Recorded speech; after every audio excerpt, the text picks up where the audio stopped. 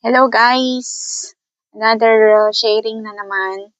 Nagkaroon ako ng beating the red light one time.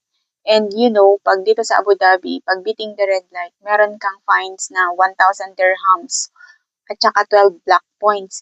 Pero depende pa yung fines mo kasi kung nag-cause ka ng accident, mas malaki yung babayaran mo na fines. Pero fortunately, yung sa akin, hindi naman ako nag-cause ng accident. Talagang dumiretso lang ako na hindi ko napansin yung red light. Tapos ang problema ko, yung lisensya ko is Abu Dhabi siya. Tapos yung registration ng sasakyan ko is Dubai. So kailangan mo pa pala siyang i-merge. Punta lang kayo doon sa may um, police traffic na malapit sa may ADNOC kung saan tayo passing ng sasakyan. So punta ka doon para i-merge nila yung um, driver's license mo na ibang Emirate tapos yung registration ng sasakyan mo na ibang Emirates. So, pag magkaiba pala yung Emirates na registration ng car at saka yung driver's license, dapat pala yun i-merge. Kasi kung nagkaroon ka ng, for example sa akin, nagkaroon ako ng fines dito sa Abu Dhabi, hindi ko siya mababayaran sa TAM. Hindi siya mag-a-appear sa, fines ko sa TAM. Tapos, hindi maaayos yung records ko. So, pumunta ako doon sa may police traffic ng malapit sa ADNOC. Doon ako nagpa-merge ng record ko. And then after that, pag na-merge na yung record, balik ka doon sa may police traffic doon sa may Murur. Tapos magbabayad ka ng para doon sa pero before pala na pumunta ka doon, magbayad ka muna ng yung smart para sa impound kasi magpapa-impound ka. Yan, yung babayaran mo dyan, 450 dirhams. Yun yung ilalagay nila sa sasakyan kasi automatic na may impound yung sasakyan mo ng 1 month.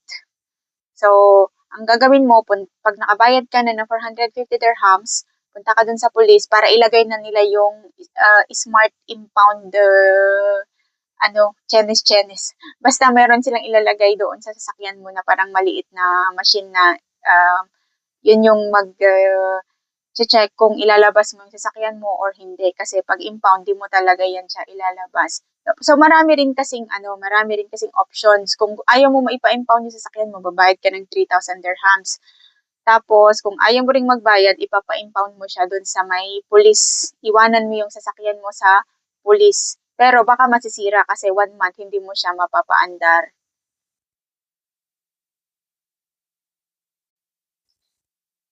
Kung hindi mo kasi ipapa-impound yung sasakyan, hindi kasi pwedeng hindi mau-open yung fines mo, hindi mo siya mababayaran. Parang unpayable siya. So, dapat kailangan mong ipa-impound muna yung sasakyan. Pag halimbawa napa-impound mo na, tapos balikan mo yung fines mo na 1,000, magiging payable na siya. Kaya talagang it's a must na ipapa-impound mo talaga yung sasakyan. Kasi yung fines na yun, pag hindi mo nabayaran, tapos magre-register ka ulit ng sasakyan mo, hindi mo mapaparegister. Talagang mapipilitan ka na kailangan bayaran mo yung fines na yun. So sa akin, ang pinili ko, house impound na lang. Ipapark ko lang yung sasakyan ko sa isang lugar, tapos doon na lang siya. At least, mapapaandar mo siya every now and then. Hindi siya mai-stack, hindi siya masisira. So, yung sasakyan ko, nag-start siya ng August 10. So, pwede na siyang kunin. I mean, pwede mo na siyang gamitin sa September 10. So, kukunin ko yung sasakyan ko, dadalhin ko ulit dun sa police. Tapos, ibabalik ko na yung smart something na yon yung machine na nilagay nila sa sasakyan. Tapos, makiklear na matatapos na yung impoundment ng sasakyan, pwede mo na ulit siyang gamitin. Tapos, yung 12 points na yon 12 black points na yon matatanggal lang siya sa'yo sa record mo after 1 year. So, pag inopen mo yung MOI na application, makikita mo doon na meron kang black points. So, sa susunod na nagda-drive, focus ka lang talaga. Ako, nawala talaga ako sa focus that time. As in talaga, for the 3 years na nagda-drive ako, ngayon lang ako nagkaroon ng beating the red light. As in, very serious offense po yan dito sa UAE. Kasi syempre nga naman, magkukos ka talaga ng accident. Thanks na lang talaga, thank God talaga na hindi ako nag-cause ng accident kasi pwede akong makulong. Tapos, I think yung pag may aksidente, 50,000 dirhams yata yung fines. Tapos, syempre, mare-revoke yung lisensya mo, hindi ka na pwedeng magde-drive kahit anong gawin mo. Tapos, kung may halimbawa, just in case, worst comes to worst, may namatay doon sa aksidente na na-cause mo, magbabayad ka ng 200,000 dirhams para sa blood money. Kaya guys, talagang pag nagde-drive ka talaga, iwasan talaga na pag problemado ka or marami kang iniisip, huwag ka na lang mag-drive kasi na-out focus ka kasi talaga.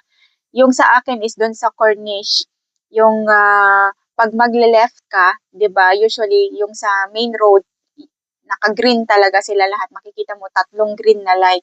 Tapos kung yung left turn is ano lang siya, maliit lang na arrow na red. Kaya talagang nawala talaga ako sa focus. Kaya guys, please, please, please, pag may mga problema tayo, pag may mga iniisip, pag wala sa mood, and pinaka-importante pag nakainom. Kahit nakainom lang, kahit di ka lasing. Iba kasi yung feeling pag nakainom ka eh. Iingat po tayo mga guys kasi sobrang stricto po sila dito sa UAE. Kahit saan nga Emirates, Abu Dhabi lalo, sobrang stricto sila. Hindi ka po talaga pwedeng maging kampante.